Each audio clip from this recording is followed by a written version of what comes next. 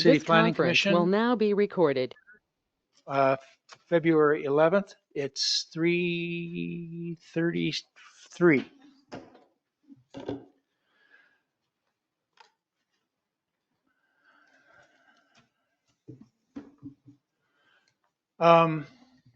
Roll call. Commissioner Lawton, Here. Commissioner Boydston, Present. Commissioner Levendahl, Here. Commissioner Thielen is here.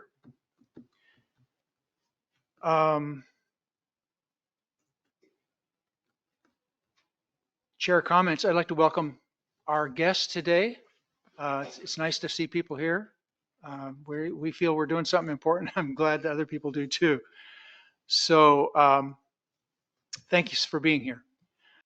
The minutes from January 14th, are there any comments or additions or corrections to the minutes as have been submitted?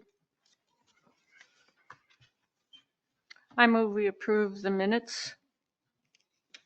Second. Any discussion on that? Then let's go ahead and vote. Commissioner Levendahl, Yes. Commissioner Boydston, Yes. Commissioner Lawton, Yes. and Commissioner Thielen is a yes also. And thanks for the really great minutes. Thank They're you. just looking really good these days. I've been refining them for a long time, so I'm glad that they're up to snuff. Yep, they definitely are. Public agenda, public comments. So if anyone online or in the room has comments you'd like to make on agenda items other than the public hearing, which we're going to do, which you'll have plenty of time to address. I guess there's nothing else on well, there's FEMA compliance. But if anyone has anything to say other than what is in the public, about the public hearing, you can do that now. Online? We have people online, but no one appears to be speaking or raising their hand. Okay, and again, as I say, there'll be a chance to make comment on the work we've been doing in the section. Okay, so item 5 is the public hearing. Updates to the Port Orford Municipal Code, Title 17 zoning, and 16 subdivision. Introductions. We don't have name tags here. I'm Commissioner Thielen, Greg Thielen, and I'm the contract city planner from Coos Bay. Crystal Shoji. Crystal Shoji, yeah. I'm Sarah Levendahl. Jerry Boydston. Carol Lawton. I am the city planning technician and recorder, Joseph Harrison. So I have a little script I have to do because this is an official hearing. How it's going to go. There's a note that you can sign in. So the state has funded us to do this work, and part of what we have to do, or to show that we're doing it right, is for people that are here to sign in and kind of let them know that the state's getting their money's worth. So if you speak or if you would like to sign in, please do that. It's on the table there, I believe. So we introduced ourselves. Crystal's going to do the staff report. Then we'll have questions from the commission. So we members will ask questions. There'll be public testimony. If anyone has anything to say about any of these, you can raise your hand and come up to the microphone to say where you live and speak. Citizens can provide written materials to support their position, and staff will enter the written testimony. We actually do have one testimony we have received already. Citizens may ask questions. We'll respond as best we can, and the planner will. Then I'll close the public testimony, and the body here will deliberate on what we've heard. So that's how it's going to go. So let's start with, so I'm going to open the hearing at 3:57. So can we have the presentation of the staff report, please, Krista? Yes, I think there's extra copies on the table if anybody wants to follow along. And this is quite a lengthy report, as you can see. So what I'm going to do is kind of walk through the different sections and try to tell you some of the points that apply. And then after I get done with that, you can ask questions or make comments at the public hearing. So we are going to start on page 10 because we have a staff report here and then we have the presentation of the code changes. And the code changes start on page 10, and we'll save the staff report for the end because that is what the process that we're going to use for this eventually. So starting on page 10, we have the proposed amendments. And there's quite a bit of language at the top of page 10 that talks about how this is written into this code. So when you see something in bold font, that's new information. When you see regular print, that's what's already in our code. This doesn't contain the whole code. This is just things that we have been working on. I can wait a few minutes. It's good that you want to have the copies. So there's kind of two documents there. There's the staff report, and then there's the proposed code, which begins with page 10. The other thing is that there are some italicized things, and they're usually in gray height. And those are comments that I have just to kind of tell us why we're doing it that way, if it's a state law or something like that, that might be helpful. So if there's language to be removed from the current code, it's crossouts. So you'll kind of definitions. And definitions sound like kind of a dry thing, but they're very basic to this process because the definitions are made up of not just what we think it should be, but what state agencies have defined things, how we are expected to define things in our plans and things like that.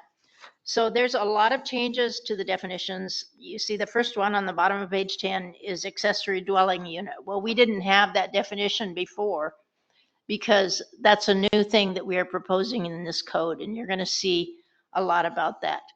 And do we have some papers that we passed out about accessory dwelling units? We don't, do we? I don't think so. We do have some. So, okay. and I sent them, I think. Okay, now, So you probably yeah. didn't get them copied off, but we'll get those before the meeting's over so that you can have them. It's just that accessory dwelling units are something that seems to be working in small cities better than a lot of the other policies for creating homes.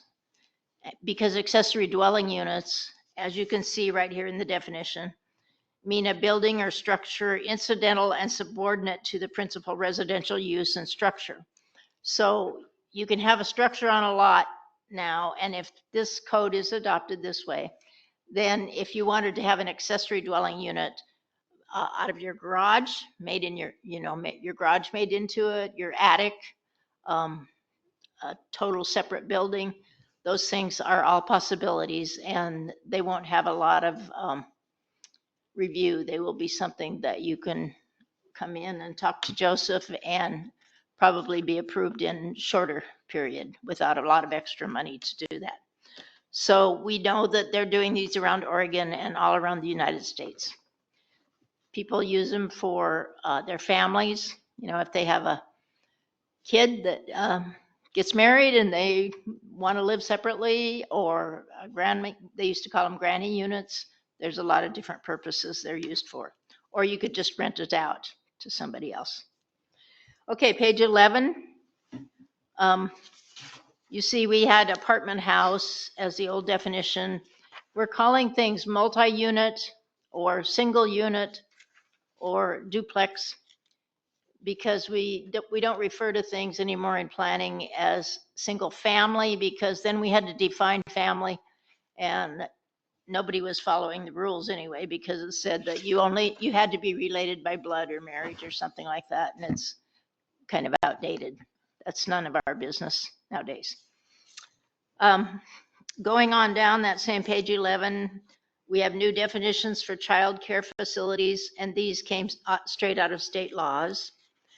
We have a cottage cluster in here as an option, more as just an opportunity for people to think about it than something that we're requiring or anything like that. But there's ways to approve cottage clusters in several different ways. And those would be smaller units where you make them look somewhat similar and you put them in one place, and they're called cottage cluster, 3 or more.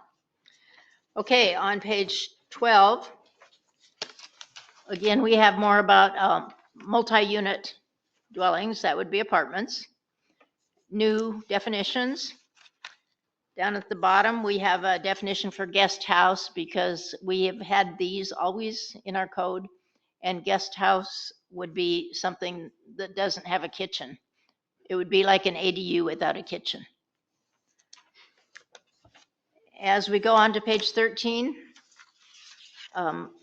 right about the middle of the page, we have manufactured dwelling park. That's what we used to refer to as mobile home park. We are not organizing mobile home parks anymore. We have some, but they're not building new ones. They're called manufactured dwelling parks. And there's definition for this. And we do have a definition for mobile home that's been updated a little bit at the bottom of that page 13. Page 14, kind of more of the same, just different things that have changed in definition, like recreational vehicle park, things like that, and what it doesn't mean. Okay, on page 15, we start going in the middle of page 15, we start going into the use zones. So the first use zone on this page is R1 residential. And you'll start to see the different uses that we talk about in these use zones. Look at B at the bottom of page 15. And we have, first thing out, this is our highest level residential use zone. And I mean, I guess you would call it strictest, not highest level. But so it has single unit dwelling or duplex as an outright use, manufactured home or prefabricated dwelling. And then there used to be rules on those, quite a few, and most of those have been removed. And so we had to update that. And I'm not going to go through every single one of these, but I'm just showing you an example of how this works. And then we have accessory dwelling unit, and the accessory dwelling unit, that's number 3, has some requirements with that, and it refers to those. Home occupation, we have always had, but we're going to start keeping records better because the state is permitting like childcare facilities out of the home for up to 15 kids, I think, in all home occupation dwellings, and we are required to permit that. And then they have the rules for how that's done for the most part. And Crystal, can I just add a little piece of explanation? If you're not real familiar with these use zones that we're going to be talking about, the city is broken up into zones, use zones, so you can do certain things in certain parts of the city, and other parts are more restrictive. As Crystal said, the 1R zone is basically for single dwellings. R2 is for a little bit more dense, We didn't change any of And this. they have the maps. They could get a map up there Yeah. if they want it. Yeah. So we didn't change any of this, but I'm just kind of laying out the territory. And then the 4C zone is the commercial zone, basically along 101. There's an industrial zone on the north edge of town. And then there's the 10MU, which is the mixed zone, which is by Battle Rock. The Battle Rock. So those are just some of the ideas about zones and kind of the different things that happen in general. And commercial is a little different than residential, and commercial can have residential, but it can also have commercial. Anyway, I just wanted to, That's good. So, yeah, so the uses we were talking about on the bottom of 15 are outright uses. In other words, people can do those without applying for special permits. They just come in and do what Joseph tells them to do to comply with other things. I mean, there's things that you have to comply with, but you don't have to have a special permit to do it. And then on page 16, also in the 1R zone, or the R1, we have conditional uses. So people have to apply for a special permit and come to the Planning Commission about those. And you see that there's, like a private stable where a building site is 1 acre or more. That's bolded because that's new. And then see is it yellow on yours? No? Yeah. yes, I see yellow. Private generator? Do you guys have that? Is that yellow? Okay. So that's that color because I had a question about that when I was looking through this the final time before this hearing. And you may have some comments on this, which would be good. Because I think that when they made this first, this code, which says number 6, utility facility, including substation or pumping station or private generator, that maybe that's the wrong wording to use nowadays, because I believe that people are buying small generators for their homes, and I don't know that we would want a conditional use for those. So we may have to think about that and see if private generator might be something that we want to allow outright up to a certain size. And this is probably a generator that's connected with the utility facility, which might be louder and bigger. So, we have to look at those kind of things, and we just kind of missed that before. So we'll just keep going through here. There's, then we go into the R2 zone, which is similar, but it has more uses.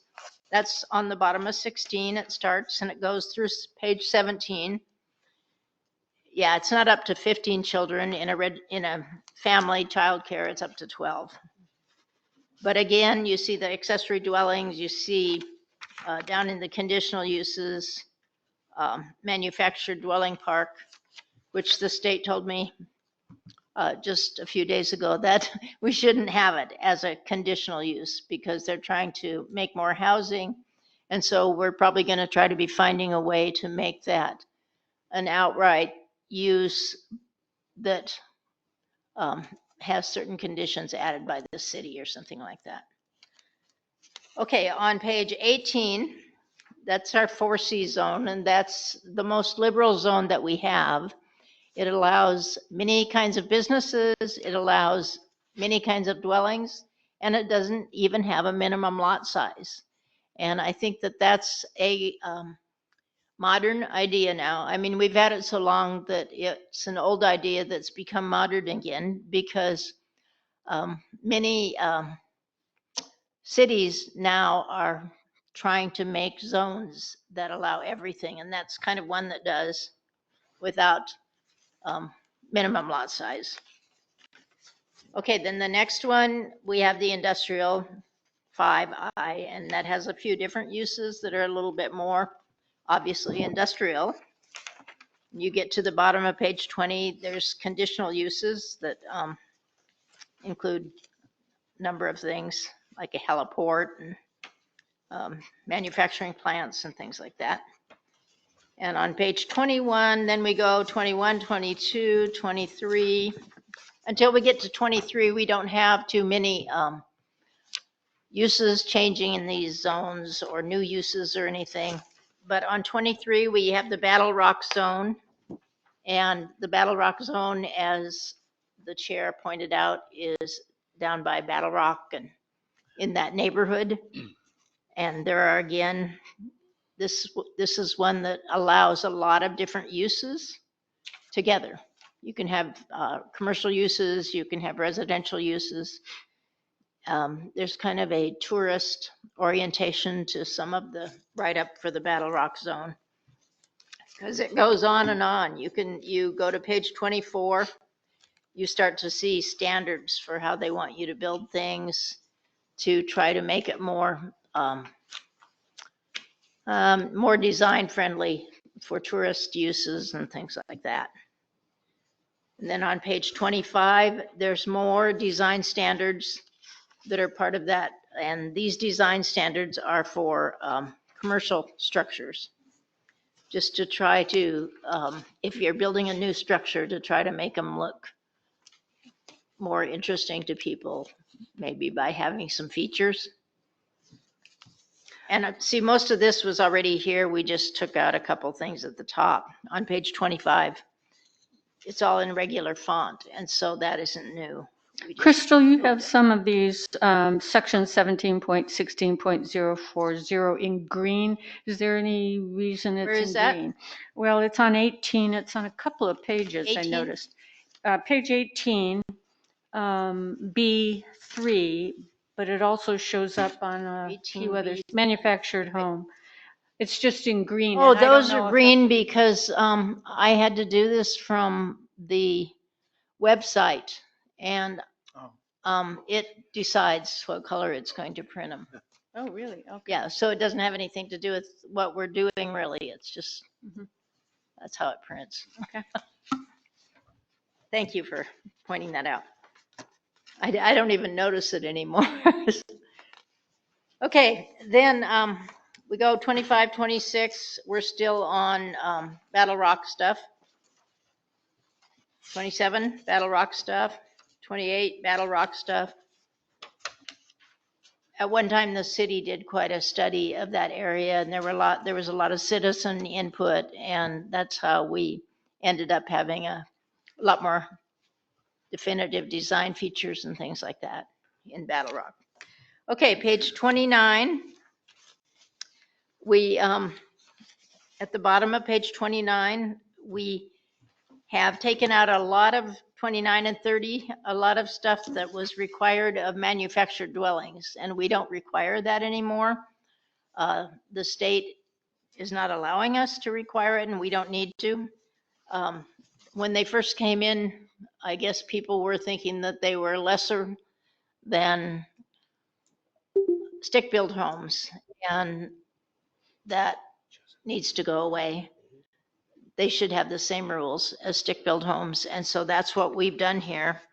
There's only one little requirement, and it's about the performance standards of the home. It's not, we used to have a 1,000-foot requirement for those homes, and that's not there anymore. On page 30, we have some stepped up home occupation rules. We want to keep better track of where we've permitted home occupations. They don't have to come to the Planning Commission for them. They go in, Joseph will give them a form, and they'll fill it out, and there's certain rules that they have to do. As you look, you can see that we have to make sure on page 30, the last thing, that we have a deed. In other words, we don't let somebody do a home occupation in a rental unless the owner has said that they're okay with that. So that's required. You go on to page 31.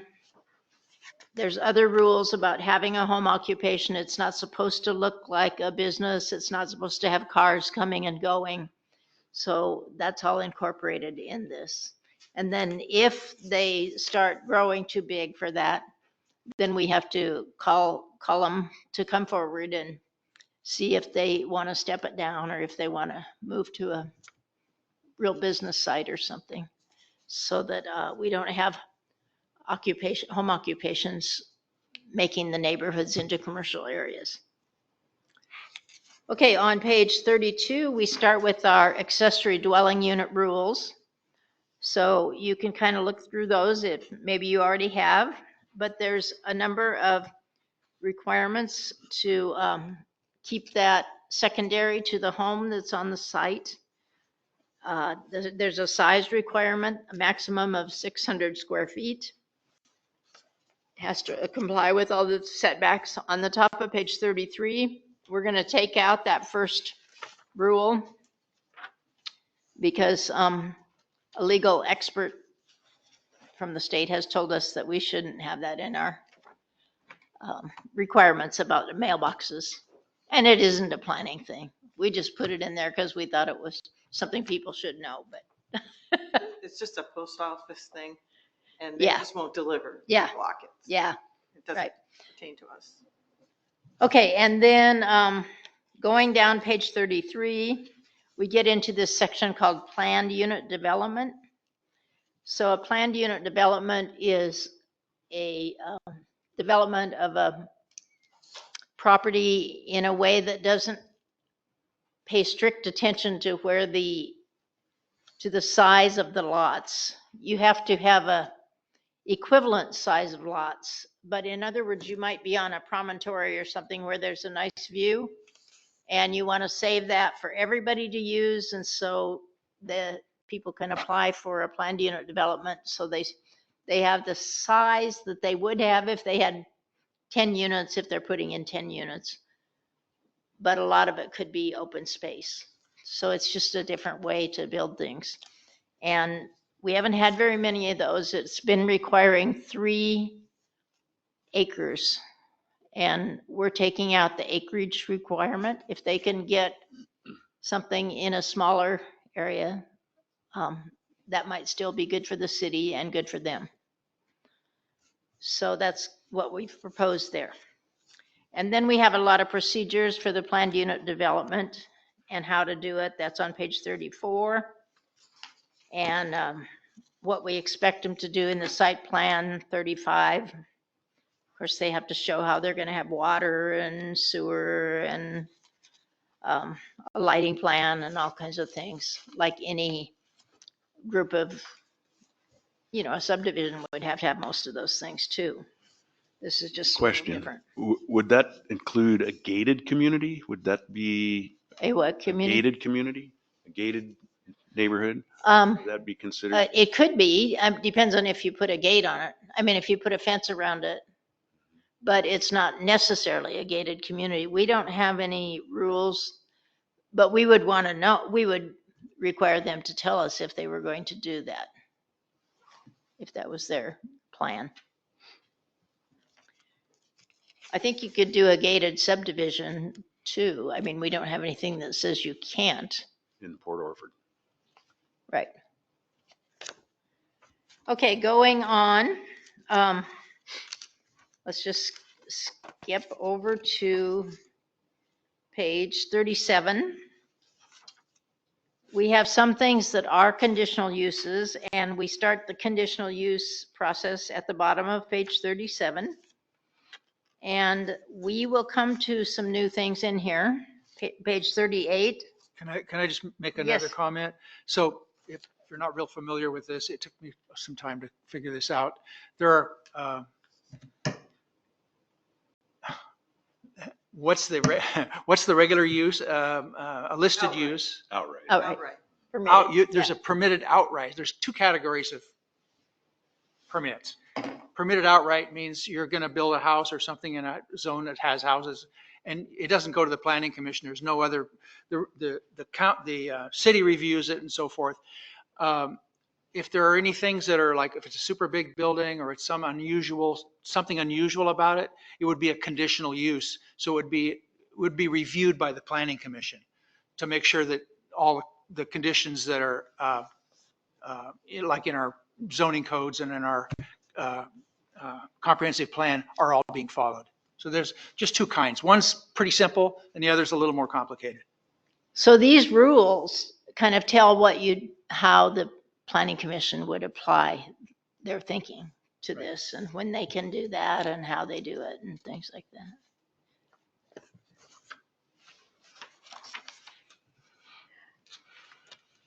Greg's great because I used to be a teacher and I couldn't stand when people would use a bunch of like acronyms and stuff, like ADUs you see in here. ADUs are, accessory dwelling units. And so I was always pretty good at explaining, and I can see how I've become part of the establishment in my in my profession, because I do that without even explaining these things. Thank you. Okay, on the bottom of page 39, we have the rules for manufactured dwelling parks in a conditional use. The state has asked us to maybe make that an outright use, and to do that, we would need to be very precise about what we want. In other words, setbacks and things like that, because it wouldn't come before the planning commission. So we just got these words from the state Friday afternoon, so we didn't have time to do it before the meeting, but we will. We will do it before it's done. And there will be another public hearing at the City council, right. And that may or may not, depending on how long it takes us to do these things, the state has recommended, we could move that forward with the city council to another date, but Annette will announce it at the meeting and things like that. Okay, so we go on page 42. This is another use that's a conditional use, recreational vehicle park, and there's a lot of rules for how we want that done, just so that people don't slap down a bunch of RVs and call it a park. We want to make sure that we have the water right and the sewer right and the roads right, and so we had to write some rules, and that's what we have, proposed rules. Okay, on page 44. Oh yeah, the state pointed out, I made a mistake and put something about manufactured homes complying right in the middle of page 44. And that's not even the manufactured home section. So that's a mistake. That's P. Okay. And then we have some cottage clusters and what we would want them to do if they go in on page 45.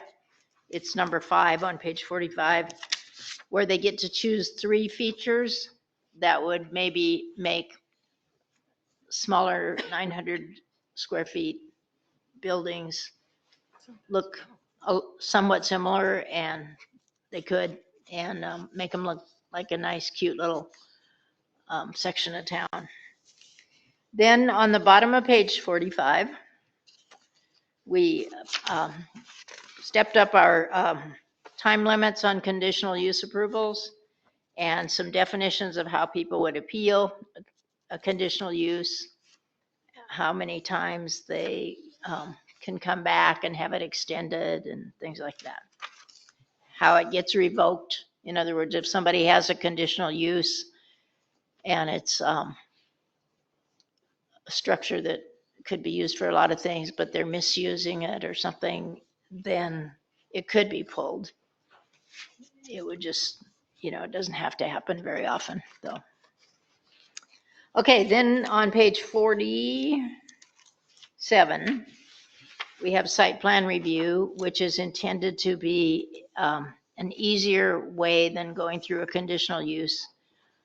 And we have some work to do on this also, because the state thinks that it might be a little convoluted the way that we propose to do it. We thought that too. We were hoping that we could figure it out, and we still do. So we're still going to work on that a little bit more. But it's a way to check people's plans without having to go through as big a deal as a conditional use permit. Okay, so we just keep turning pages, and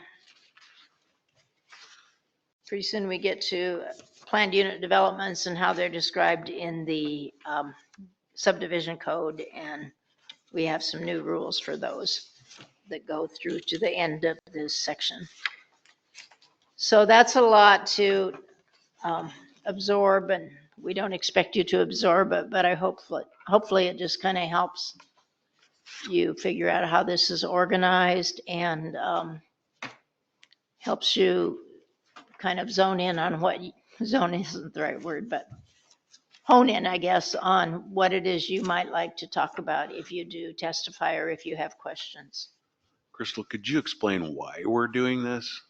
We are doing this, we got a grant from DLCD. We put in for a grant and it was for housing related. The state is very concerned about housing. There's not enough housing. There's not enough housing being built. The houses that are being built are sometimes very expensive and they're not available to people who aren't making big salaries. That's just the way it's been around the nation. So what they wanted us to do is to find opportunities to increase housing. And every city in Oregon had the opportunity to get these grants, and most got them because we all needed to update our codes. So that's what we're doing. And that's where the ADU, accessory dwelling unit stuff came from. I mean, that's why it's being brought forward. That's why they want us to take the manufactured dwelling park out of the conditional use permit. They don't want it to be hard to build those. And there's several cases like that throughout. Does that help? Yes. Thank you. So then we'll do a staff report, Well, or, we will go to the staff report.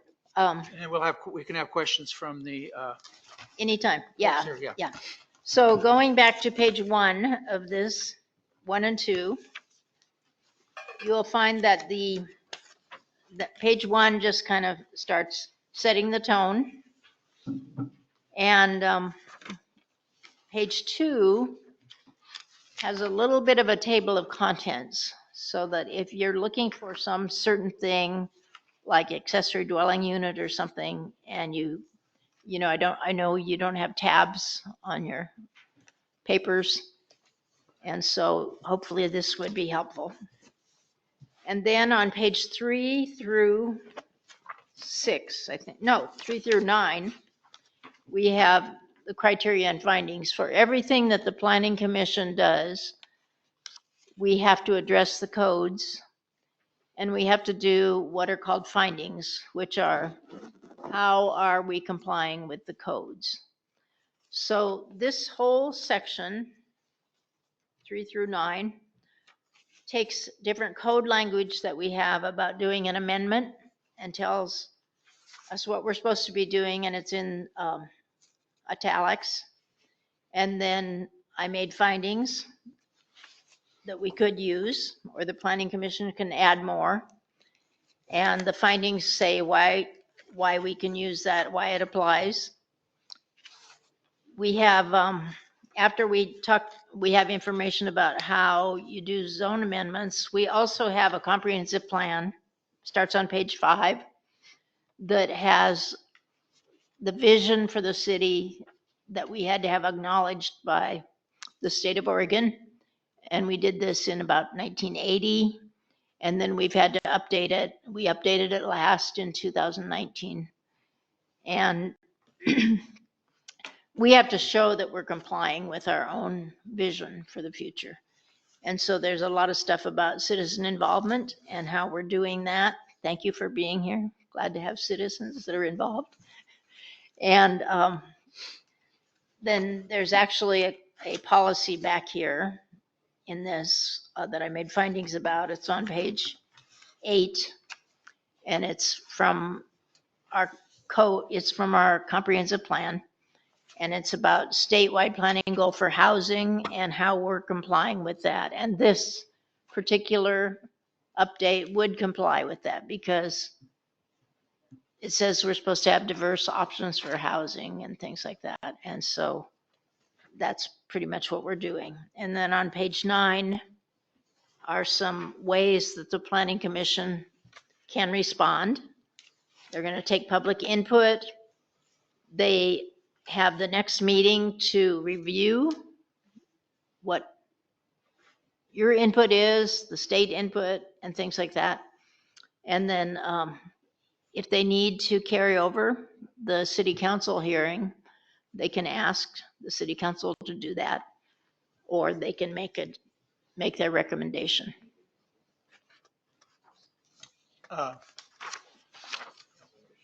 Okay, well, thank you. Do any of the commissioners have questions on any of this? Not at this time. These guys have been working on this for about A year. a year. Yeah, And in our, almost exactly a year. some of our cases Yeah. for about 6 months, about 2 years ago. We So, talked about yeah, ADUs a yeah. couple years So ago. they've had a lot of workshops in here, and we had a public meeting where we had about, I would say, 40 people in here.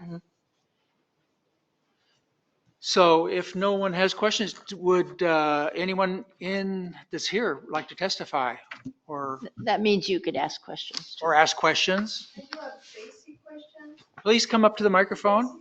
Yes, and state your name and your address, and we'll get you on the record. I'm Caroline Roberts, and address 1250 Didi Street. I have a question because when I received the letter in mail, it was talking about old building in the cities, but this is talking about for building new building. So building, is yes. it going to be any change when you own old building? Current structures will be not required to do anything. Okay, all right, that was my main question. And then I'm just kind of curious because I know that we're planning on fixing the water issue in Port Orford. And I'm curious why we're having planned to build knowing that there is no water for us that live in Port Orford right now.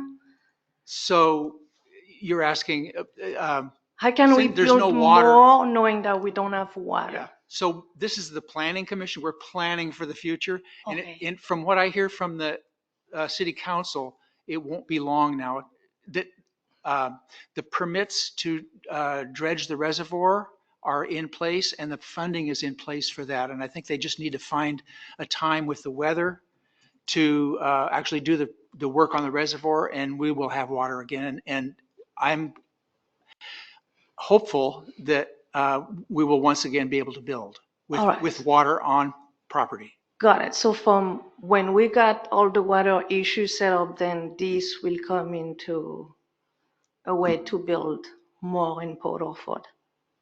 So are you asking right now? Well, it's right now the plan is we fix the water and then this will come, or is this like a 10-year project kind of thing, or is it supposed This to be in will- 5 years, 3 years? This will be in place, I believe, 30 days after March, if it goes to the March meeting and is approved, it would be 30 days after that. This would be in effect. Now, the water moratorium, this does not affect the water curtailment ordinance that the city council passed. So that will still be in place until that's lifted. I'm guessing I can't speak authoritatively, yeah. but I think the end of this summer or this fall, that would be lifted. Joseph, do you have anything to say about that? Not about when the water curtailment could potentially be lifted. If I'm remembering correctly, one of the reasons why we started this process, though, is that grants for smaller cities very rarely come up. So we had to use the grant money while it was available.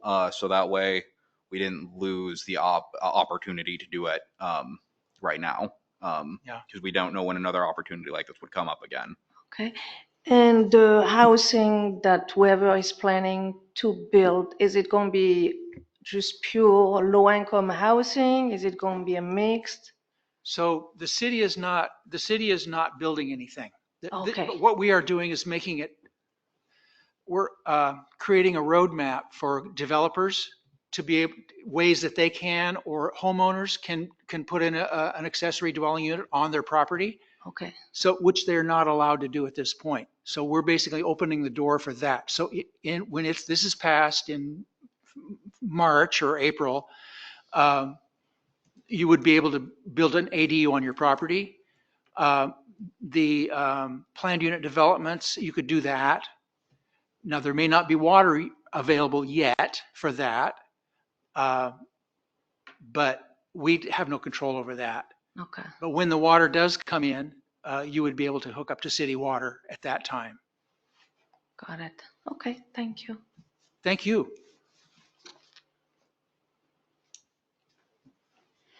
Pretty logical questions. Great question. You know, why are we doing this if if we don't have water to build? I know, I get that question. And we're planning for the future. That's what we do. So there's certain things we can control and certain things we can't control. Somebody else. Someone online raising their hand. Someone online raising their hand, please state your name and your address and go ahead. Yeah, my name's Ryan Feldman, 455 Fifth Street. Hopefully going to end up being my retirement home. So really excited to be a part of the community. I have a comment and a question and then potentially a follow-up.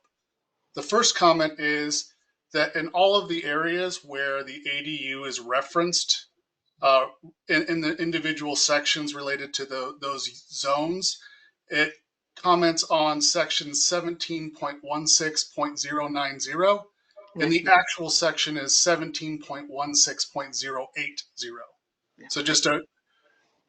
So you would actually be pointing to something that doesn't exist. So Would you say that again? yeah, so right now, like if you look at Battle Rock Mixed Zone or Residential 2, and it mentions one of the available uses for it, it says accessory dwelling unit in compliance with section 17.16.090, but the actual section is 17.16.080.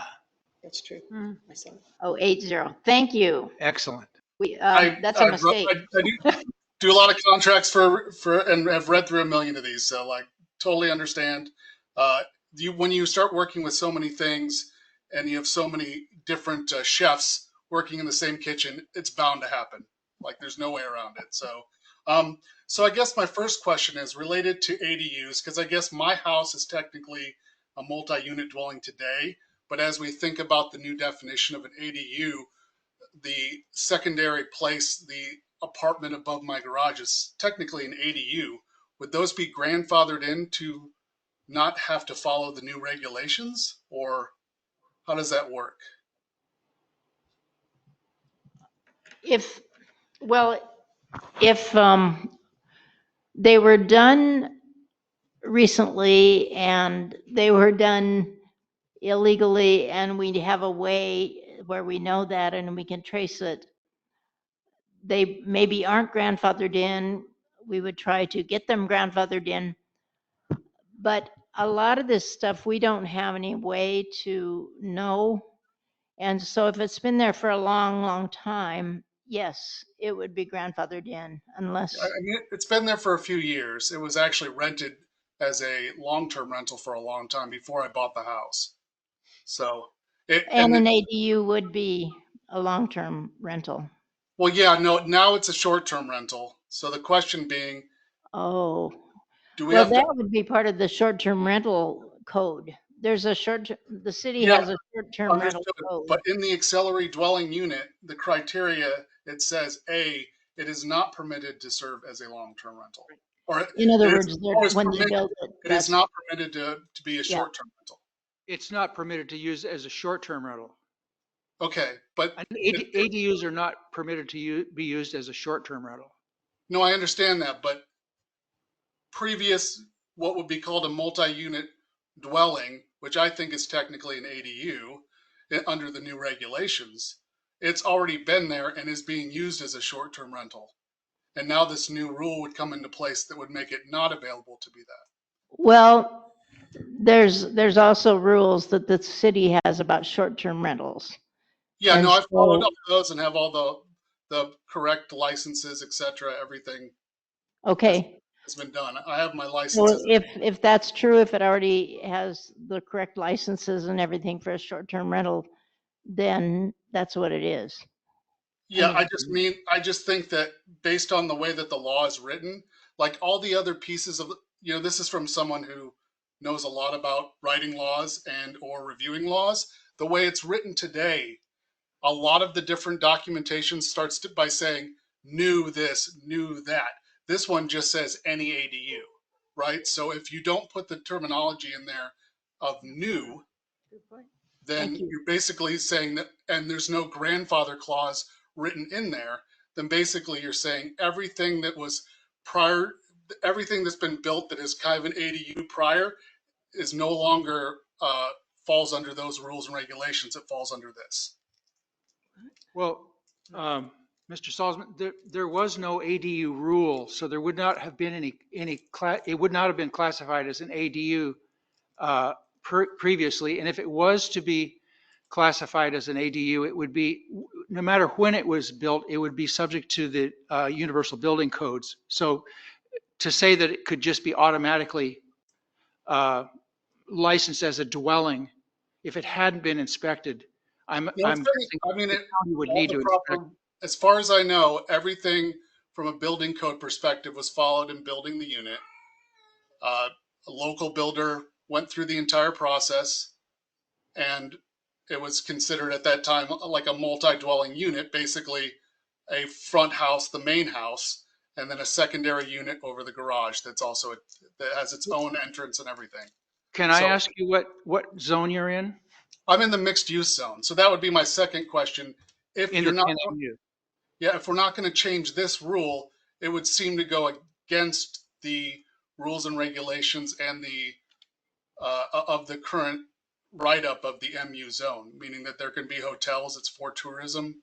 Obviously, tourists aren't long-term renters, so sort of.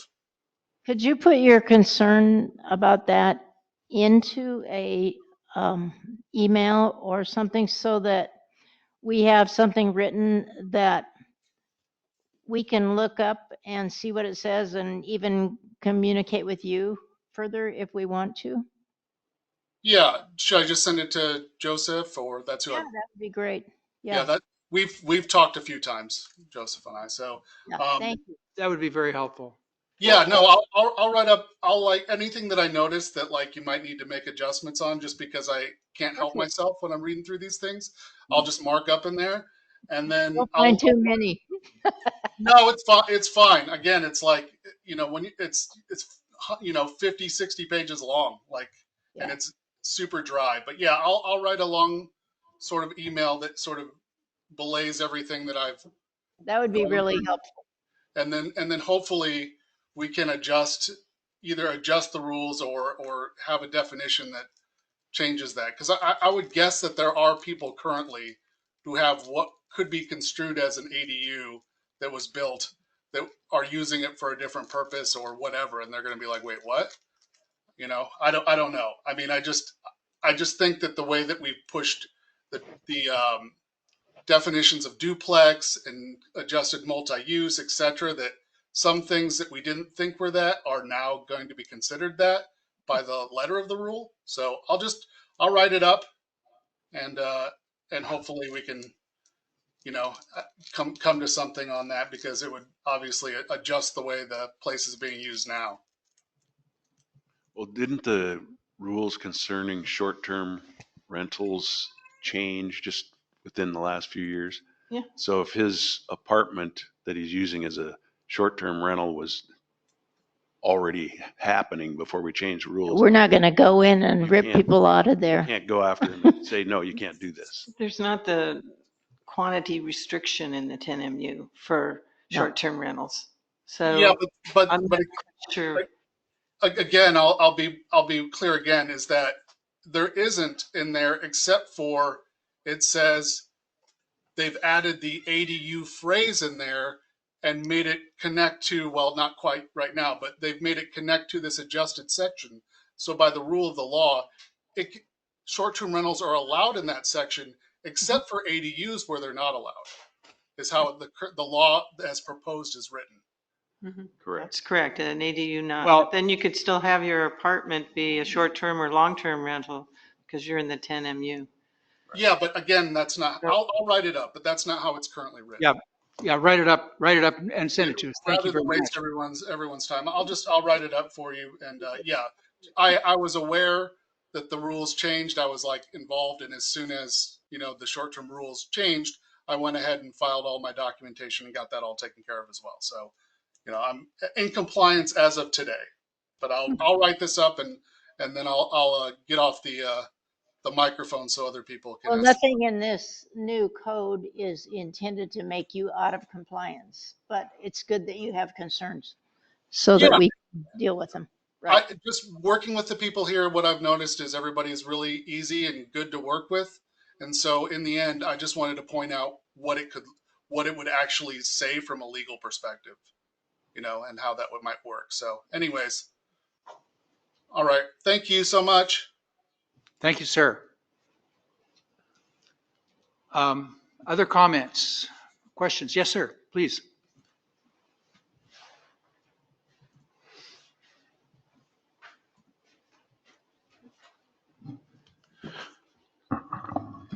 Good afternoon, Commissioners. For the record, my name is Troy Russell. I'm a resident of Bandon, and I have a simple request. Would you please consider adding I have it in a letter here, so I'll hand this to Joseph Good. or hand it to all of you after this. Please consider adding the following text as subsection C to 17.32.060. That would be on page 46. And that text is previously issued conditional use permits in effect on the effective date of these amendments will be subject to the standards for duration and extension in effect on the date the conditional use permit was originally issued. That was written by an attorney, a land use attorney, I not. think we have that somewhere in here, but if not, we need to add that for everything. So that was all I had. I'll pass these. Is it okay to? That was So on this is 7. going to be Exhibit B. We already have an Exhibit A, which is Joseph said we received from somebody Mhm. an email. So we'll enter this. You can give it to Joseph and we'll put it in as Exhibit B. Thank you. Thank you, Mr. Russell.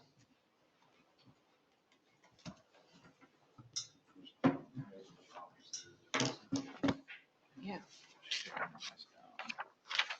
And this is from Mr. Russell. Mhm.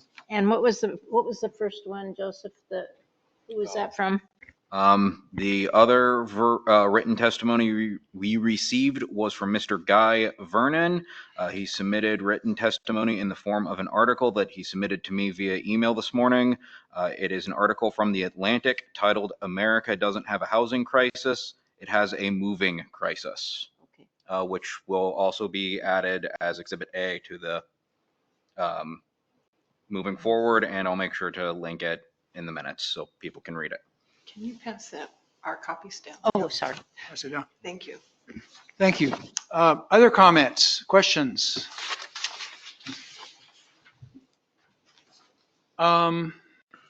Okay, let's see here. Then let's move on to Planning Commission. May ask staff to respond to questions as appropriate. So do any of us have questions or comments? I just wanted to respond that, and remind people that once we finish with this, it's not in force until the city council approves it. And they may, if I'm correct, make changes beyond what we have here. So this is not necessarily going to be the final codes. No. And we will be making changes also from what we're hearing, possibly, and from what the state has just sent to us. Yes. And then this goes to the city council and there's another public hearing, right? Correct. Yeah. That's correct. We have 2 public hearings on every zone change because it's changing laws. And so we go through 2 levels. So we close the public hearing and then we have to, then we close Yes. it. Okay. So I'm going to, if no one online or here has any more testimony or questions, I'm going to go ahead and close this public hearing. It is 4:32.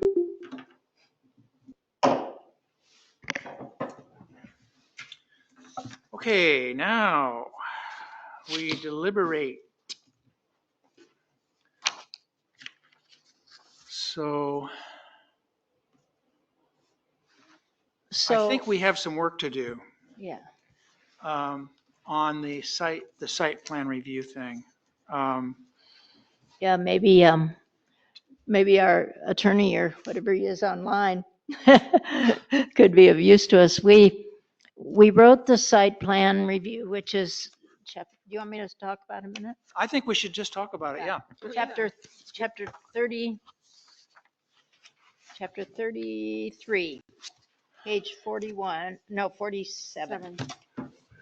So we took a lot of things that were conditional uses before, and conditional uses are kind of onerous to people because they think that it means if you don't do the conditions right, you can't get it. And that's maybe true, but most conditional uses, we can try to work it out of how they can be carried out so that everybody's happy. And how it fits the code and things like that.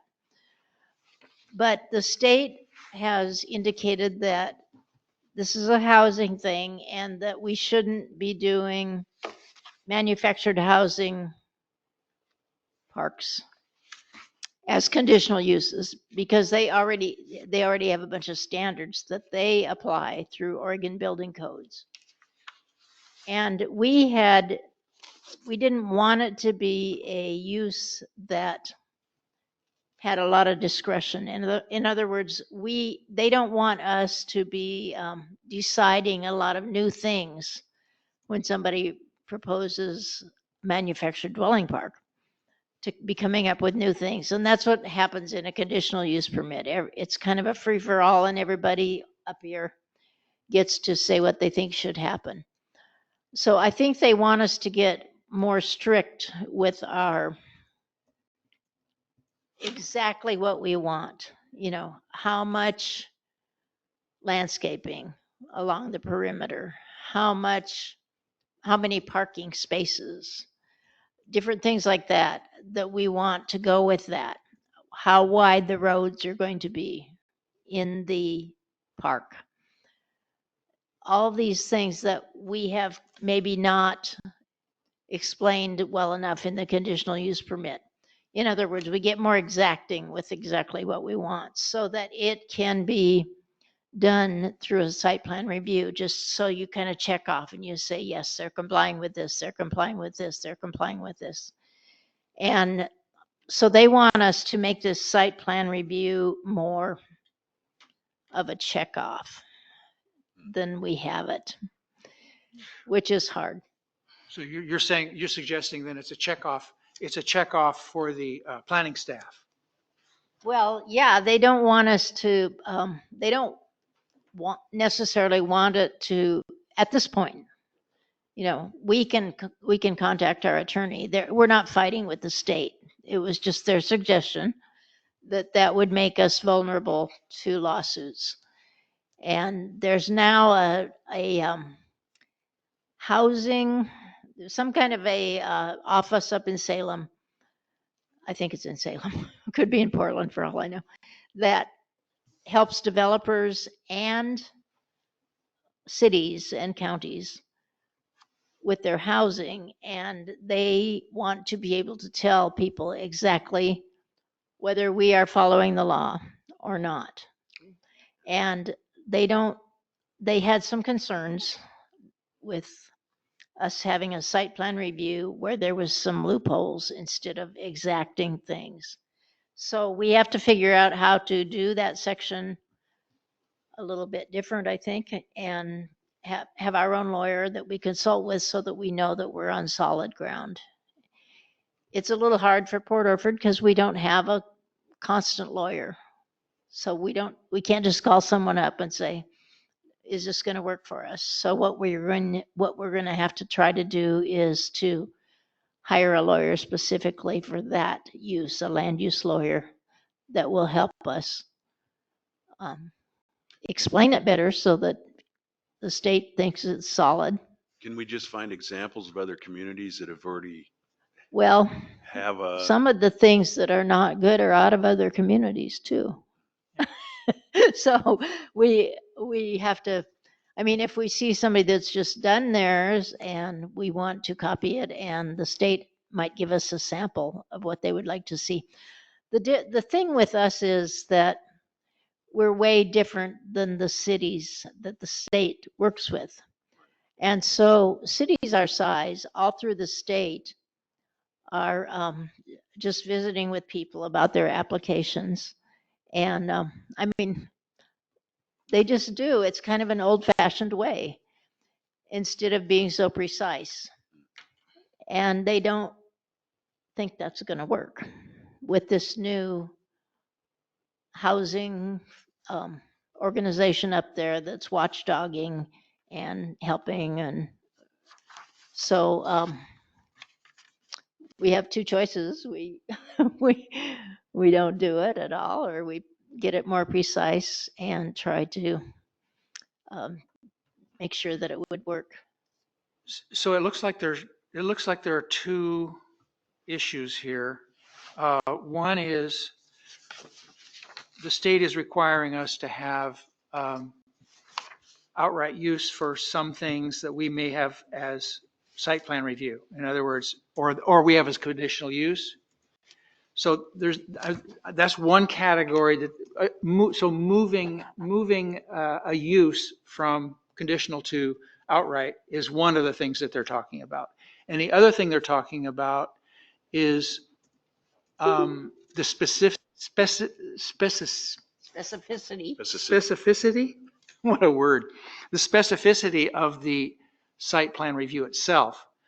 So for example, to me, the site plan review looks really pretty exact, except when I look at it, it says light landscape. So item N on Tell us what page. on page 49, applicant site plan preparation. It's in item N, landscape plans showing spacing, vegetation, fencing, walkways, and parking shall be shown with narrative describing how plants will be maintained and started. So if we were to morph this into something acceptable to the state, would we do away with the part that goes to the commission and say landscape, so spacing must be 10 feet to, in other words, get really specific about those things? And in that, is that is that what we're talking about? That it just gets really so specific that, Well, so that Joseph and I could go in a room and check it out. yes. Is that is that it? That's kind of what they don't want the planning commission to I pick and believe- choose. to be in something that we're saying doesn't have discretion, but it does have discretion. But they don't want Joseph and I to have any discretion because that's the law. We're not supposed to be approving anything that has discretion. We're only supposed to be approving things that have check off. Right. So How does that differ from a PUD, a planned use development? Well, a planned unit development Planned unit. isn't specific, but they have to do a narration and everything that comes before the planning commission. And you don't have to be specific when you're not trying to be specific, but by putting this into a site plan review, going to the planning commission and saying it's not discretionary, I think that's we always thought it was a little bit, Right. is this going to work? yeah. 'Cause- Do they want us to be specific within the code or to reference a list that they can look at apart from the code? Well, we haven't talked with them about it that much, but we're going to have a telephone conference. Hopefully Joseph will be able to do it. We don't want a whole crowd, but we would like to talk with them and see what their ideas are, because they've surely worked with other small cities that have some of these same issues. I do understand that the large cities, are going to have charts for every single use and every single setback. We don't have that kind of a organization because we just don't have time to do it.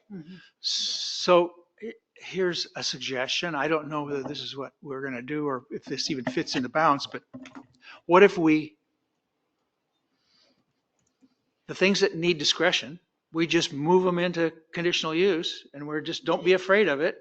And except for the ones the state says can't be in conditional use. So the ones that the state says have to be in conditional use, that have to be outright, we move those into outright and we do the best we can with what we say. And the rest of them, we move into conditional We use. might have to have a discussion with the city council because, if we start having a lot more conditional uses, I don't know that they want, and we can have a discussion. This is legislative stuff. This is not a secret from the council. This is not a quasi judicial thing. Maybe we should be asking that at the public hearing. They don't have to adopt right away. We also don't have any method of enforcing these things. We may know. have a checklist, but who's going to enforce that? Who's going to even check when it? I work on this for you guys and other little cities, I apply a different standard than they apply around Portland, where they're growing like mad and they have consequently more money. So I'm not saying that I'm the best or worst planner in the world, but I try to make it fit my city. Yeah, and I think that's the role of the planning commission. And I think that, I think if the council would look at the option, either write everything in detail ahead of time or have and put the city through all the ruckus of that's going to be in the code, that's going to have to get changed every time you want to do something, or have a planning commission that can trust the citizens in the planning commission to do something, do the right As a thing. conditional use I think permit. that's, yes, and that's what conditional uses are for. And they do have, I brought this up before, some small towns have that mini or sub conditional use process. That's what they call it. Type 1 or Yeah, type 2. Yeah. Yeah, that's a whole structure of a code. Yeah, it's just, and so makes a conditional use process not so elaborate. And it's sort of, Well, from what it's I've read. ministerial, and then you have to have people like Joseph doing all the work. That's what a type 1 is. It means they do it all in the office. Yeah. Well, And no, then if we have to hire people in order to make that happen, we have to charge developers and Right. home builders more money to do it, and there goes the price I of think housing. we can figure something out. I was just thinking of a way that you can get out of the site plan Yeah. review. Because I Because know you- all the cities do site plan reviews. The bigger cities and everything. The thing is, though, they have their own engineers. They have their own attorney. They have all this stuff in place. I value you guys because you guys bring different ideas. And when Joseph and I bring something to you, you notice things because it's like a committee. It's like everybody has a different viewpoint and you put it all together and you get a pretty good decision. But if the land use rules can't accommodate that, we have less flexibility. well, we have flexibility on some things and we don't have flexibility on the other things, so we have to move we have to do what the state says. So there are a certain number we're going to have to put in and beef them up if we need to. If they need to have distance, how high the fence is on a mobile home. How park. wide the sidewalk is, Yeah, then we're going to have to put that in there. So this is part of the review that they did on what They we've got just so did a far? review. They didn't send a formal review to the city, which they didn't even send a copy of this to Joseph, and he's the one sending in the stuff. Yeah. But I know them, and they sent it to me, and it's not a secret. It's not. I don't think it was intended to leave anybody out. They just thought, take care of it, Crystal. Yeah. So that's what we have to do. So we So- just have to get all the things that they would like us to do. We'll probably have to meet and discuss them. Yes. And And tweak try or to change. do them. Yeah. And then some of them we can't do right now because we don't have the funding for it, but they say there's going to be more money going out in July. So we need to, or talked about in July, an opportunity. Because we're 2 years now. See, we did our bid on this, it'll be 2 years ago. And then they submitted it. They took it, they approved it a year ago, but that was after a full year of lag time. What is the name of this office? It's a state office? The new, In I didn't Salem? bring it with me, but it's a new office. It's called, it's in that. Housing.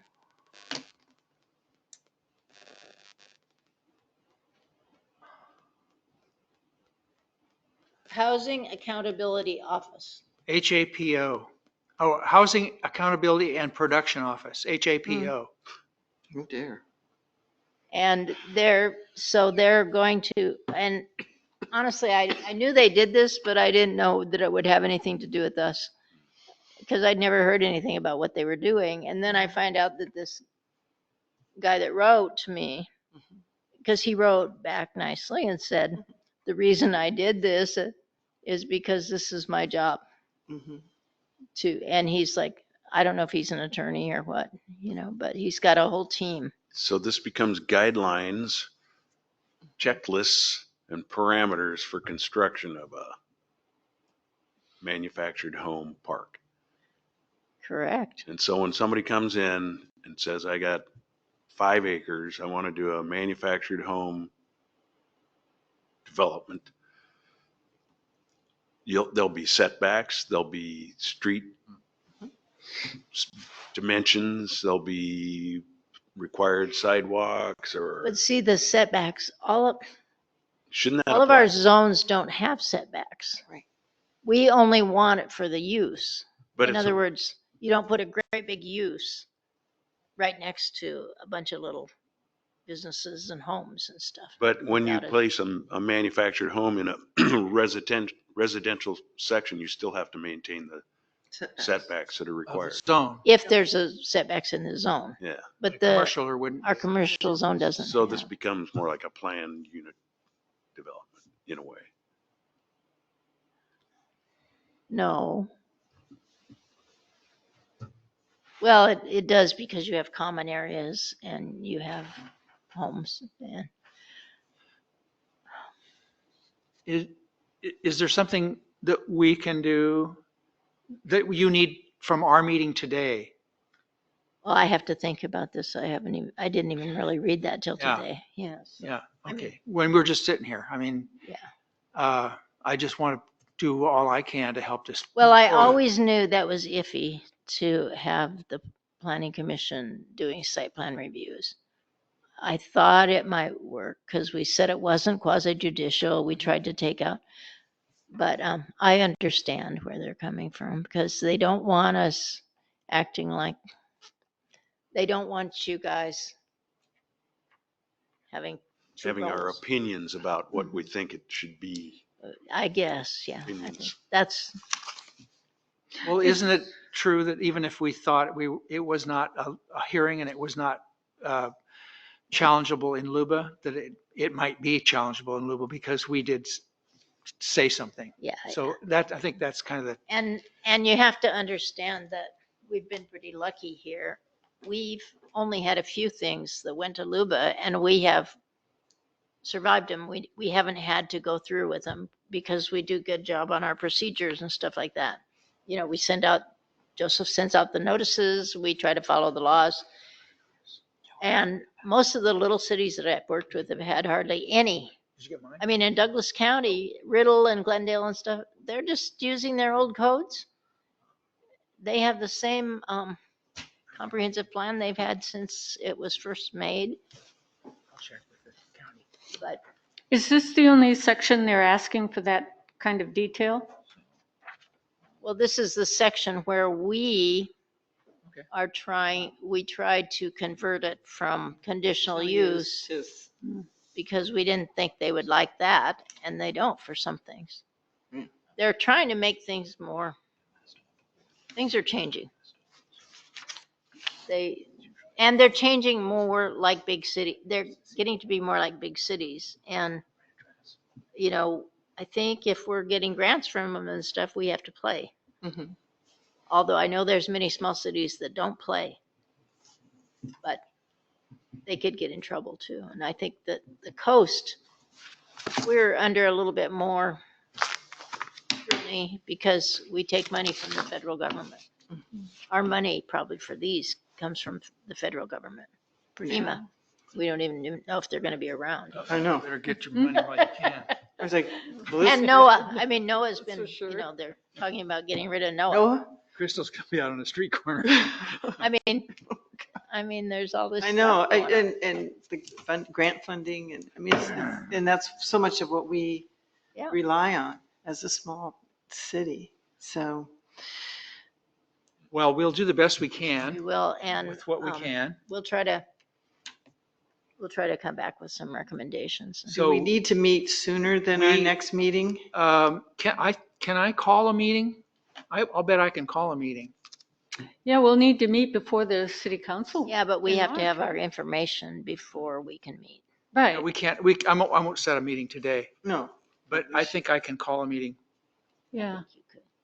That's what I think chairs you're do. gonna have to. Call When was meetings. the public hearing with the city council? Is that March 20th or something? Yeah, we might have to move that up. Yeah. We have Have to. until April or May, you know, where we could still be doing it. I mean, that would be okay for me. And there might be things that we actually don't have done and we just pull them out and adopt the things Yeah. we can. Yeah. That some things just won't be clear, but this one's pretty, you know, we either are doing it or we're not. Yeah, I think Or we put we it back can clean to- this up. I think yeah. I think we'll be able to fix this. Once we get a better idea of exactly what it just seems like just want specifics. So it's just this way, there's not much flexibility or leeway. It's just. Well, you know, one thing I think would be good, but this takes another lot more time again. Mhm. I mean, hours and hours. Yeah. Is to put things in chart format. That's a new way, you know, not like our code that has things listed out. Our codes, city codes in charts, Well, that's what a lot of the big cities have big charts for all this stuff. in their code or Oh, yeah. in their planning stuff? And they're both. Oh, okay, well, there you go. They got big money. Did you have something you want to say, Joseph? Maybe we can get a grant. They have a lot more people to do their work too. Yeah, that's what I mean. They've got a lot of Exactly. money to pay staff Technicians. and they're not worried about their water. Yes, Joseph. So, Joseph had a quick question. question, if we do move the date of the city council public hearing, would we have to reissue the notice? What we have to do, if we ask to do that, and Mhm. that would be the council would have to accept that, or Melissa. Mhm.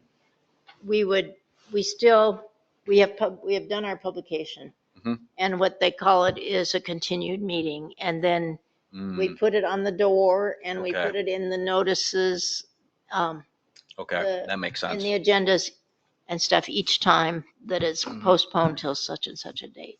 Okay. Okay, that makes that a lot easier. You Thank just you have for to, reminding you me have to about that. tell it in the venue.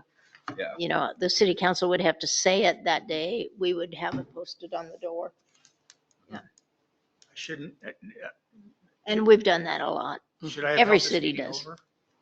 Should I have held the public thing over? I guess, no, we had that. No, No. you mean our public Yeah. hearing? It It was too short a time for people to, like, you find out about it today. Well, he said that was my fault. Oh. I mean, he didn't say it that way. He didn't say it mean. He just said if we would have known ahead. And I didn't ask him. No. And I thought that our field rep maybe kept track, Mhm. but maybe we haven't been sending his stuff. And It's over. it's just, We just go forward. Mhm. There's no choice. I mean, honestly, I would have loved having some help from him, but I didn't know that they had ideas. Or they're going to scrutinize and give Yeah. you their opinion. Well, I mean, I knew they were Right. working with a lot of big cities. Right. Okay, well, I guess we, I can't- Crystal will I can't- find out I what can't we really need to ask do. them Questions like, because what they answer like the big cities are doing. they don't answer like. Yeah. That we're- In other words, give me a hint here. Throw me a bone. Yeah. Yeah.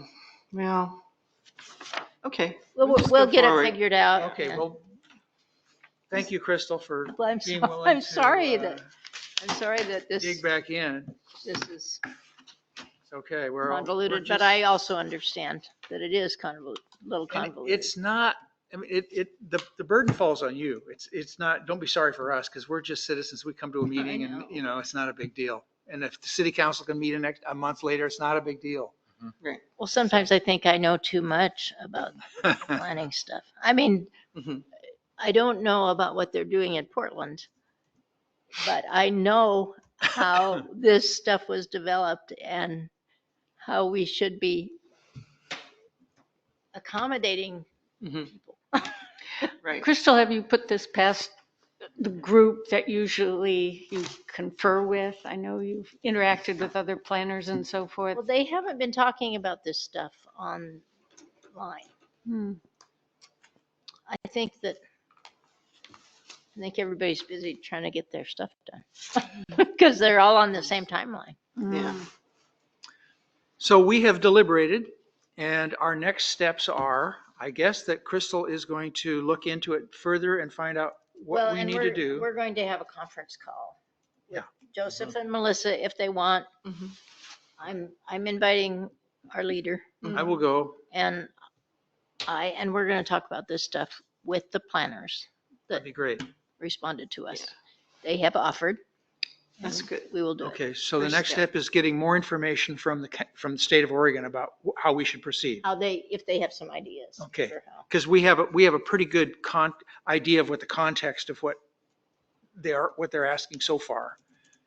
We've kind of broken it down a little bit. Okay, Well, can I say one more thing? yes, please. Like do. even there's new subdivision rules. And I mean, it almost makes me cry. We just don't fit into what they're saying. Mhm. And the subdivision rules are like, they talk about urban growth boundaries and that everything in our urban growth boundary is supposed to be treated this way. Huh, Like the cities, because the cities up around Portland are in a different kind of a system. Now, we all started out where the counties approved and the little cities have kept with it because we're lucky to have the county dealing with the urban growth boundary. But the state law now suggests, it always talks about in the urban growth boundary, like that's a city thing. Well, it seems like we Or a need metro. to educate HAPO on these issues, right? It's a new agency. Well, I don't think we need to educate. We need to, because these are state laws. This is our legislature has done this. And so then we're supposed to adopt these things about what we're going to do in the urban growth boundary. And it's like, well, I didn't even put it in our code because number one came too late, but there's several like that. And it's like, it doesn't fit our system. We aren't Beaverton. Correct. So I'm not complaining. I'm just saying, sometimes I don't know how to do this. Yeah, and it really doesn't apply. No, because the county, Don't we have a couple of legislators that could go to work for us?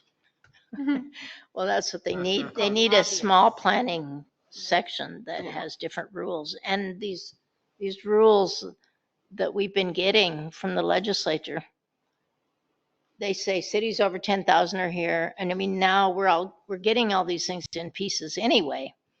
So, but unfortunately, when you get to a certain point, one depends on the other. And so even though we didn't have to do this, we have to do this.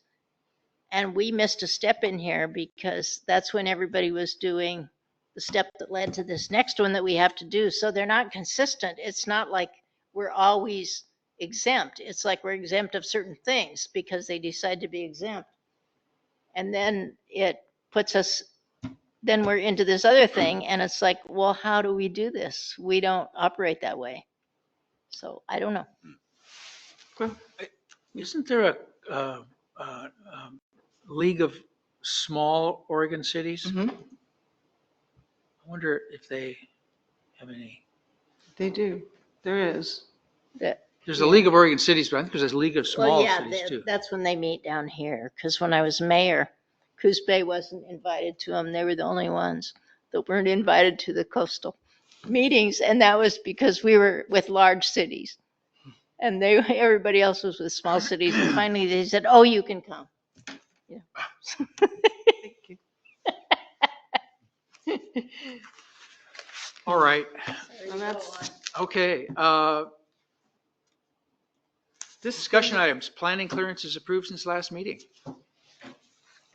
There have been none approved. I'm still working on the 2 complicated building packets, and since then we have had a much simpler planning clearance submitted for someone who wants to put in a less than 200 square foot greenhouse that will probably be done before the other 2 just because it's a lot simpler. And then I've had a partition come in. a what? Oh, A partition. okay. Yeah, it's a minor partition, so it'll be handled administratively. It may have come to the planning commission, but the applicant decided against doing a subdivision. So you guys won't be hearing too much about it until it's approved. Okay. Is it, what zone is it in? It's in, I'm pretty sure it's residentially zoned. I can't remember the name of the street off the top of my head, unfortunately. If I know where it is, so I can pull up a map and tell you in just a second. All right. While we move forward. FEMA compliance. We are still waiting for FEMA to release the full new ordinance. The city council had to adopt a pre-implementation compliance measure in December, and we're still waiting to hear back. And I just wanted, And I've keep got us a up. copy of their draft plan, yeah, but I'm doing a FEMA compliant. We haven't explained to them about FEMA. What does that, Yeah. and what is it exactly? so they're changing the regulations Flood. on flood of the Federal. plains. And we had to implement a temporary stopgap measure in December, and then they're giving us language that we need to implement in May. But this is mostly me saying, we're still waiting for that And to we be will be waiting finalized. for a while because there's lawsuits, hmm and there are, like in Myrtle Point, who hadn't had a floodplain thing for 20 years either, like you haven't. Mhm. Then they get one as soon as that thing Passes. passes. And so we like Port Orford and most of the cities, we said we would do permit by permit because they didn't have their ordinance ready. It would have been adopting one ordinance and then adopting another ordinance. And they wanted to do exactly like they say. So it's not like we go off on a limb and do our own ordinance. And so this guy from Myrtle Point wants to do something, and I can say it because it's a public agency. The Coos County Fair is in a floodplain area. So they want to do a little add-on for the llama building. We can't, I had to write him a thing today saying, we don't have control of this. You know, nobody, I've checked with everybody around the state that has anything to do with this, that has authority, like the DLCD floodplain person, the FEMA floodplain, that's floodplain person. The person who said she would give technical assistance to us, which we thought we might talk to, and then she just sent that book, do this. So then I had to find him a local engineering firm that could do floodplain habitat stuff and everything. So that's our last word to him. I gave it to the city manager. I said, did you want to sign this or do you want me to sign it? He wanted me to sign it. Because it basically says that we can't do anything. You know, you need to hire a person to do this. Now, where the floodplain's going to have money to, I mean, the Fair Board is going to have money to hire an engineer to do all that study. Makes me concerned, but Plane levels. Is that what they're, is that, are they they, have to say that there's no take.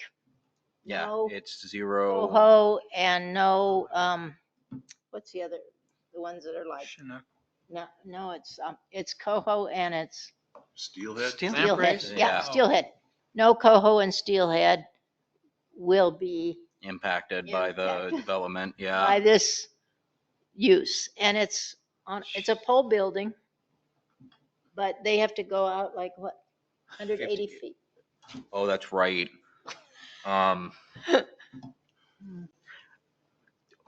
This isn't why I put this in here. I was just letting you guys know this is something to be thinking about for the future. But yes, We they're just hope we don't get a increasing it. flood. Yeah, but I want to say I think we could keep ours to be the 50 feet because it starts at like the edge of the zone. But people who didn't have it at the edge of the zone, then it was the 180, I want to say, from the So, median. so these are parameters in where we can build, they establish a floodplain. Mhm. And we can or cannot build within the floodplain, or there's certain, If you're building within a certain distance of the floodplain, they're making new requirements for what you need to do to mitigate your impact on the floodplain or the waterway that This came from impacts the lawsuits. water. Well, and it's Wetlands. also not just water, it's the type of water. Yep, If it's and the flowing soil. water, if it's just rising water, hmm there's different. Okay. And I So just I- Anybody wanted, need to go any Sorry to further on tell you that one? about Myrtle Point, but I mean, it's been the last 3 weeks that I've worked on it, and finally I just said, Scott, we're not gonna find anybody who's doing anything because everybody has stopped work in the floodplains, and there's only draft things to look at. mhm. Yeah. oops. And going back to the partition question, it is residentially zoned and it's up on Vista Drive, Mm-hmm. is where the applicant is going to be partitioning some land off. Oh, the partition. Yeah, the partition, not the flood zone. Yeah, I was gonna say the flood zone. How Two big is different the parcel? conversations. Will that affect? Okay, Approving permits, will that restrict us in where we can build within our city limits? On what? The floodplain? Floodplain, Well, it's always been restricted, but we had rules. right. And they're changing the rules. But we don't, the other part of this that's hard is they don't know what the federal government is doing either. Which could change. Okay. Probably the quickest way to summarize it would be now if you're building within a certain distance of the floodplain, you basically have to do like a geologic hazard review, but instead it's like a biologic impact review, but it's the same sort of additional study that's needed. Seems to be the easiest. And I just remember that now as we were talking about it. So that's probably the easiest way to communicate what the Makes new, sense. what the big idea of the new restriction And is. it is nice that there's a firm Mhm. in Coos Bay even Mhm. that does this. Because I called them up. I mean, it's not my job to find out there who could work for them, but I hate to just dangle somebody off like, well, we don't know. It's your problem. Find somebody without at least a suggestion. Yeah,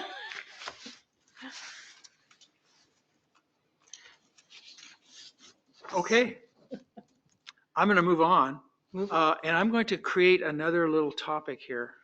I didn't add this, but since we have a minute, when I first took over the job of chair, I wanted to make sure that the commissioners all had input into what we are doing here. And in our powers and duties, we are here to recommend and make suggestions to the city council. Betterment of housing, sanitation conditions, recommend plans for future growth. So we went around one time a year or two ago and mentioned topics. We each brought a topic that we thought could be fruitful for the city to develop, or possibly the planning commission to look into, to see if the city wants to do something about. If anybody has anything like that that they'd like to mention, this is a time. Like I brought up enforcement of housing issues.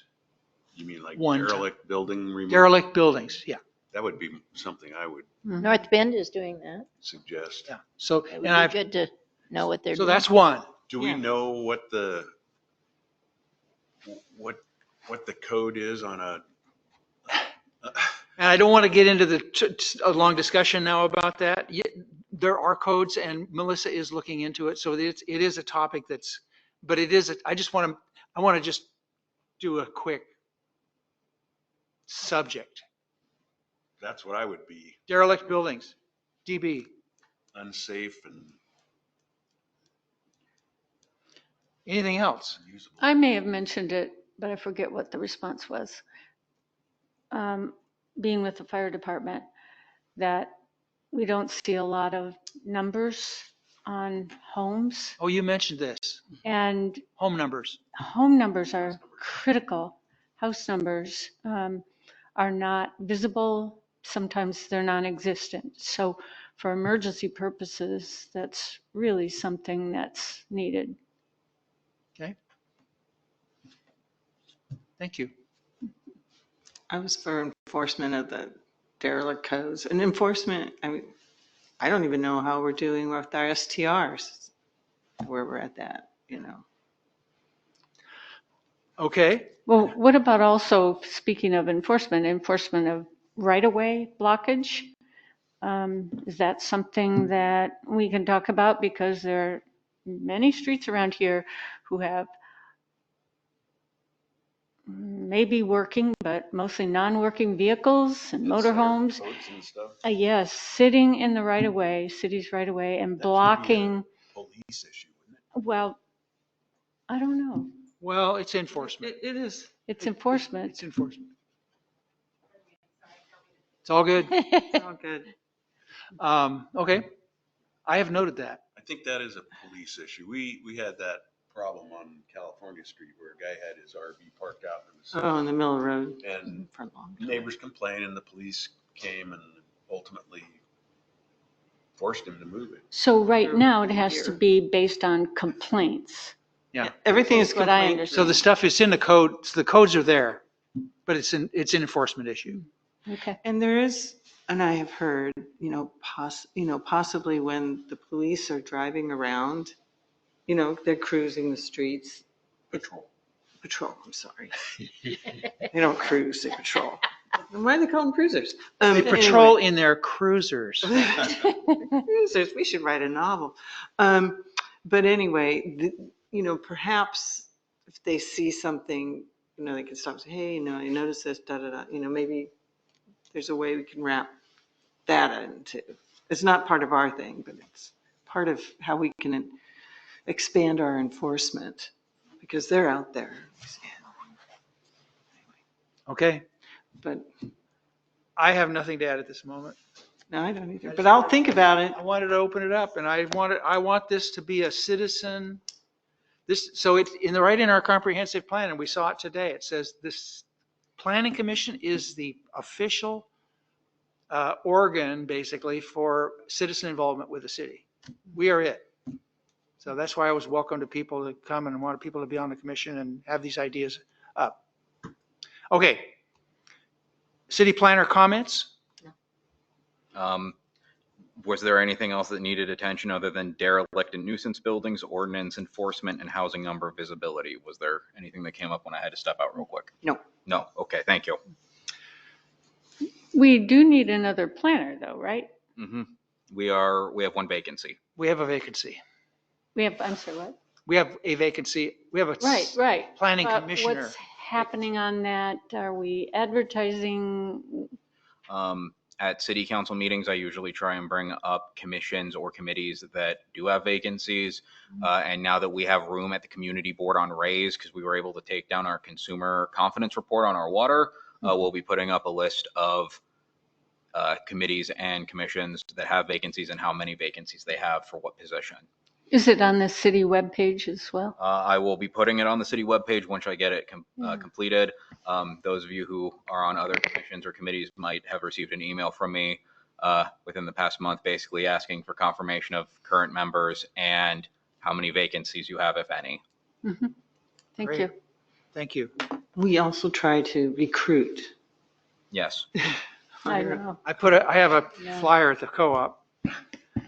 Planning commission comments. Commissioner comments. Anybody have a comment? Future meeting, March 11th, unless we call another one. And I would like to call another one and get this thing done. But if we have, we'll take the, We're not gonna be done in time for the council hearing. No, but for us to get together. Yeah, Unless but we I'm get- just saying that we probably should try to have another start meeting. thinking along the lines that that council meeting needs to be. When is that council meeting? I wonder. March 20th. March 20th is council.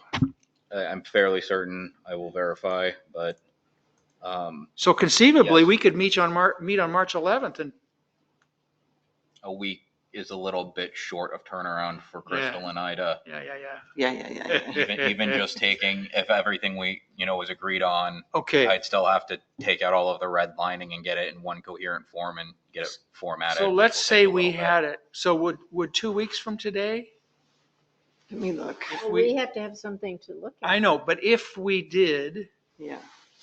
It'll be February. Need a 25th, workshop?